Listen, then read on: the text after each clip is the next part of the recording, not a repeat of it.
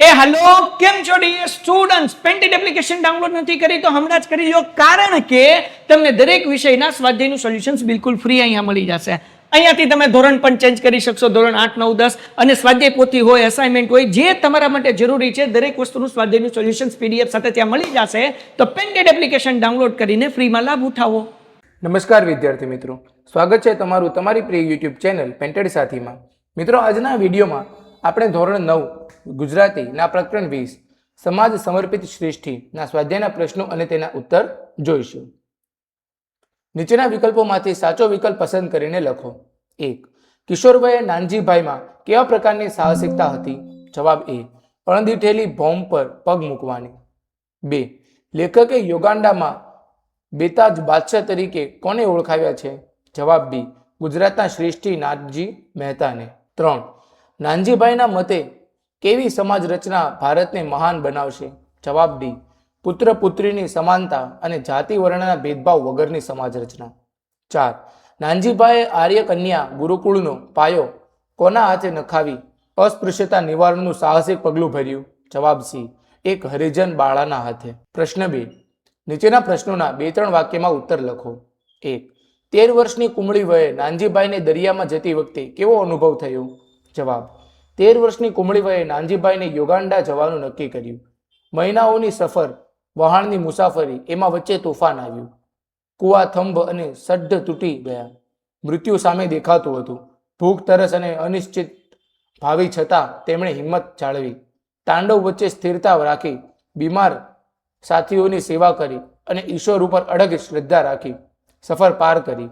એક કિશોર માટે એવો અનુભવ હતો કે જીવનમાં પછી ગમે તેવી કપરી પરિસ્થિતિઓમાં તેઓ ડગ્યા નહીં. 2. નાનજીભાઈ મહેતાના જીવનનો પંચશીલ સિદ્ધાંત જણાવો. જવાબ. નાનજીભાઈ મહેતાનો પંચશીલ સિદ્ધાંત આ હતો: સાદો વેશ, સાદી બોલી, સાદું લખાણ, સાદી ભાષા અને ઉચ્ચ વિચાર. આ સિદ્ધાંતો નાનજીભાઈએ પોતાના જીવનમાં સદાય માટે જાળવી રાખ્યા.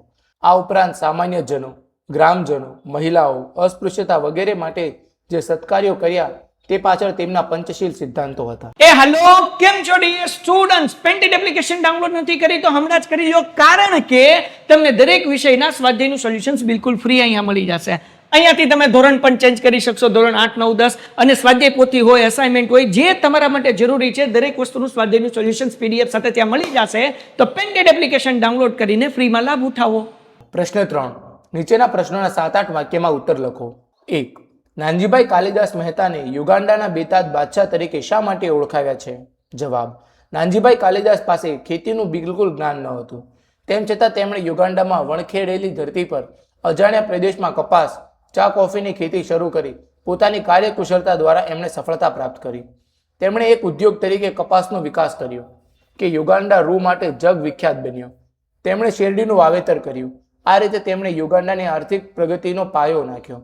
ઈસવીસન 1924માં સુગર ફેક્ટરી શરૂ કરી. જાપાનની ટેકનોલોજી અપનાવી. તેમણે નવા યુગની શરૂઆત કરી. આમ સૌરાષ્ટ્રના એક 4 ચોપડી ભણેલા વ્યક્તિએ યુગાન્ડામાં ઉદ્યોગ ક્ષેત્રે સારો વિકાસ કર્યો. આથી નાનજીભાઈ કાલિદાસને યુગાન્ડાના બેતાજ બાદશાહ તરીકે ઓળખવામાં આવે છે. 2. નાનજીભાઈ મહેતા અજાણ્યા પ્રદેશમાં ઉદ્યોગ સાહસિક તરીકે શા કારણે સફળ થયા? જવાબ. નાનજીભાઈ કાલિદાસ અજાણ્યા પ્રદેશમાં ઉદ્યોગ અને કૃત્રિમ ક્ષેત્રે સફળ થયા તેનું કારણ તેમની કોઠાસૂઝ અને સખત પુરુષાર્થથી અજાણ્યા પ્રદેશમાં કપાસ, ચા, કોફી, રબર વગેરેની ખેતી કરી. આ ઉપરાંત કપાસનો વિકાસ કરીને યુગાન્ડાની આર્થિક પ્રગતિમાં ફાળો આપ્યો. તેમણે ઈસવીસન 1924માં સુગર ફેક્ટરી શરૂ કરી. આમ નાનજીભાઈ પાસે સાહસ, અડગ શ્રદ્ધા, દ્રઢ મનોબળ દ્વારા અજાણ્યા પ્રદેશમાં ઉદ્યોગ સાહસિક તરીકે સફળ થયા. મિત્રો, અહીં આપણો સ્વાધ્યાય એ પૂર્ણ થાય છે. તમે હજુ સુધી પેન્ટેડ સાથે ન જોડાયા હો તો આજે પેન્ટેડ સાથેને સબસ્ક્રાઇબ કરો. હવે આપણે મળીશું એક નવા પાઠના સ્વાધ્યાયના પ્રશ્નો અને તેના ઉત્તરો સાથે. હેલો કેમ છો ડિયર સ્ટુડન્ટ્સ પેન્ટેડ એપ્લિકેશન ડાઉનલોડ નથી કરી તો હમણાં જ કરી લો કારણ કે તમને દરેક વિષયના સ્વાધ્યાયનું સોલ્યુશન્સ બિલકુલ ફ્રી અહીંયા મળી જશે. અહીંયાથી તમે ધોરણ પણ ચેન્જ કરી શકશો ધોરણ 8 9 10 અને સ્વાધ્યાય પોથી હોય અસાઇનમેન્ટ હોય જે તમારા માટે જરૂરી છે દરેક વસ્તુનું સ્વાધ્યાયનું સોલ્યુશન્સ પીડીએફ સાથે ત્યાં મળી જશે તો પેન્ટેડ એપ્લિકેશન ડાઉનલોડ કરીને ફ્રીમાં લાભ ઉઠાવો.